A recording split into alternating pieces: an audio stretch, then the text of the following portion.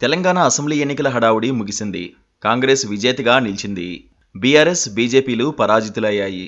అయితే ఒక్క విజయంతో గెలిచిన వాళ్లు 5 ఏళ్లు హాయిగా ఉండే రాజకీయాలు ఇప్పుడు జరగడం లేదు.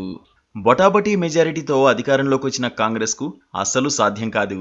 ఇప్పుడు అతిపెద్ద గండం లోక్సభ ఎన్నికల రూపంలో ఉన్నాయి.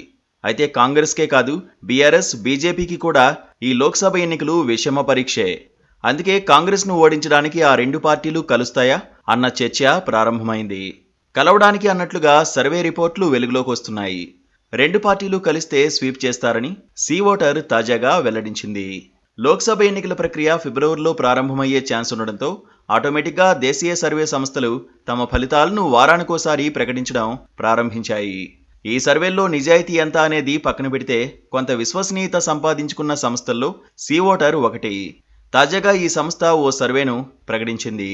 తెలంగాణలో ఇప్పటికిప్పుడు ఎన్నికలు జరిగితే బీజేపీకి 3 లోపు, బీఆర్ఎస్కు 4-5 సీట్లు వస్తాయని, కాంగ్రెస్కు 10+ వస్తాయని సీ ఓటర్ సంస్థ వెల్లడించింది. ఇటీవల జరిగిన అసెంబ్లీ ఎన్నికల ఫలితాలనే తీసుకుని విశ్లేషణ చేస్తే ఇదే రిజల్ట్ వస్తుంది. ఇందులో పెద్ద విషయం ఏమీ లేదు, కానీ ఇక్కడ అసలు ట్విస్ట్ ఉంది. అదేంటంటే బీఆర్ఎస్, బీజేపీ కలిసి పోటీ చేస్తే 14 సీట్లు వచ్చేలా స్వీప్ చేస్తారని సీ ఓటర్ సంస్థ చీఫ్ స్పష్టం చేశారు. ఇప్పుడు ఈ విషయం హాట్ టాపిక్ అవుతోంది. లోక్సభ ఎన్నికల విషయంలో బీజేపీ చిన్న నిర్లక్ష్యానికి కూడా ఛాన్స్ ఇవ్వడం లేదు. అన్ని రాష్ట్రాల్లోనూ గట్టి పట్టుదలతో ప్రయత్నిస్తోంది. తెలంగాణలో ఇప్పుడు కాంగ్రెస్కు అడ్వాంటేజ్ ఉంది. అయితే 3 పార్టీలు విడివిడిగా పోటీ చేస్తే అధికార పార్టీ అడ్వాంటేజ్, కొత్త మోజు అన్నీ కలిపి కాంగ్రెస్కు లాభిస్తుంది. అందుకే బీఆర్ఎస్, బీజేపీ కలయికపై చర్చ ప్రారంభమైంది. ఇప్పుడు బీజేపీని బీఆర్ఎస్ ఏమీ అనడం లేదు. గతంలో అయోధ్య రామ మందిరంపై కూడా విమర్శలు చేసిన బీఆర్ఎస్ నేతలు ఇప్పుడు పొగుడుతున్నారు. గతంలో బీజేపీతో కలిసేందుకు ప్రయత్నించారని స్వయంగా ప్రధాని మోదీనే చెప్పారు. పార్టీని కాపాడుకోవాలంటే బీజేపీకి సన్నిహితం కాక తప్పదన్న భావన కేసీఆర్ గతంలోనే వ్యక్తం చేశారు. ఇప్పుడు అధికారం పోయింది. ఇప్పుడు బీజేపీ హైకమాండ్ నుంచి ప్రతిపాదన వస్తే ఖచ్చితంగా పొత్తు పెట్టుకోక తప్పదు. ఇప్పుడు బీఆర్ఎస్కు పోటీగా 2 జాతీయ పార్టీలు ఉన్నాయి. ఒకటి రాష్ట్రంలో అధికారంలో ఉంది, మరొకటి కేంద్రంలో అధికారంలో ఉంది. ఈ 2 పార్టీలను కేసీఆర్ ఎదుర్కోవాల్సి ఉంది. కాంగ్రెస్ పార్టీ గత అనుభవాల కారణంగా ఖచ్చితంగా బీఆర్ఎస్ ఎమ్మెల్యేలను ఆకర్షిస్తుంది. ఇక బీజేపీ గురించి చెప్పాల్సిన పని లేదు. ఎంత బలమైన పార్టీ అయినా 2 జాతీయ పార్టీలతో పోరాడడం అంటే కేసీఆర్కు, బీఆర్ఎస్కు అంత తేలిక కాదు. ఎందుకంటే 10 ఏళ్ల పాటు అధికారంలో ఉండడం వల్ల అనేక రకాల ఆరోపణల లగేజీని మోసుకు తిరగాల్సి వస్తోంది.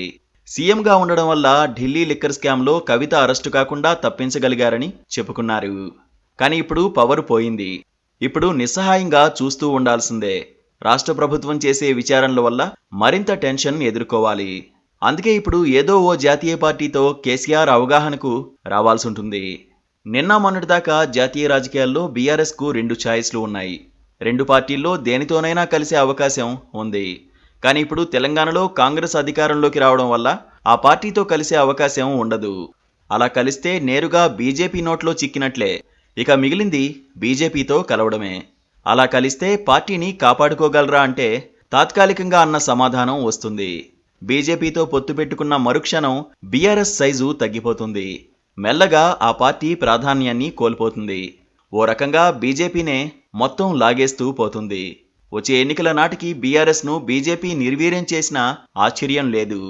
ఎలా చూసినా బీఆర్ఎస్కు అత్యంత కఠినమైన పరిస్థితులు ఉన్నాయని అనుకోవచ్చు.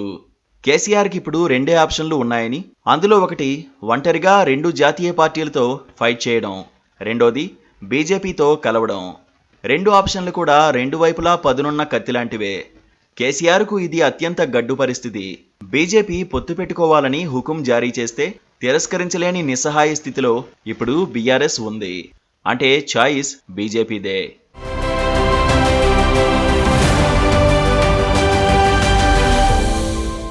Please do subscribe to Please do subscribe to Please do subscribe to Please do subscribe to Please do subscribe to Please do subscribe to KTV Telugu.